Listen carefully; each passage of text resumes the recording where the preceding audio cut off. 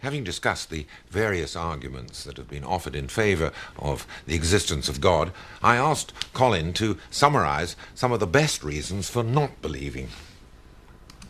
Well, the classic argument against is the problem of evil. This is, even religious people find this one very uncomfortable. So the argument is simply God is meant to be a being who is all-knowing, all-powerful, and all-good. So how come there is suffering and pain in the world? Right? Why does God allow it? God, obviously, if he's all good, thinks it's bad that this should occur, would rather it didn't occur, right? Like any decent person would rather it didn't occur, and yet he lets it occur. Now, that would be okay if he didn't have the power to change it, but he's meant to be all-powerful. We're told by religious people he intervenes all the time in various ways. So why doesn't he intervene to prevent the death of a child, or the torture of a prisoner? He doesn't do it. So you don't want to conclude from that, well, God is actually quite a bad person. That's a conceivable conclusion you might draw. But what you conclude from it is the combination of these two characteristics is inconsistent. He's all good and he's all powerful. You need all-knowing too, of course, because he has to know it's going on. But it's essentially the conflict between being all good and all powerful and the existence of evil.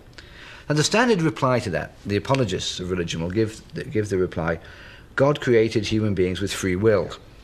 Now, there's the question, why did he do that, knowing the results were going to be horrific? Right? That was a pretty wicked thing to do, to start with. But let's put that one aside. But the problem with that argument is not all of the suffering in the world comes from the exercise of human will.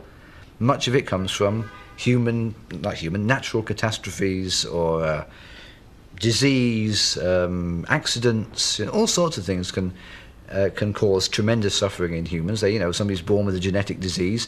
No human being had any role whatsoever in creating that. That comes from nature, God's creation, of course, we're told.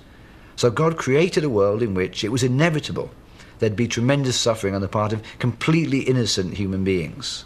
But there might be religious arguments to the effect that he created this obstacle course for his created creatures endowed with free will in order to bring out the best in them.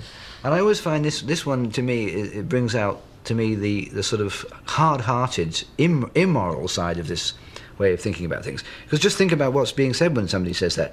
You've got the innocent child with some terrible disease, and God's up there saying to himself, I really need to test some people here. They need to put the obstacle course needs to be put there. Let me pick on this little 2-year-old girl, put her through this terrible ordeal, and I'll test the other people. If any human being said to you that's what they'd done, suppose I decided, in my wisdom, I need to test some people here. I need to improve their moral characters. So I'm going to do this terrible thing to their child, You'd think I was the wickedest person in the world to do that. Well, why isn't God? If that's what God does, I have no respect for him. I think that's a wicked thing to do. God shouldn't do that. If God cares about human beings, he should not allow that to happen.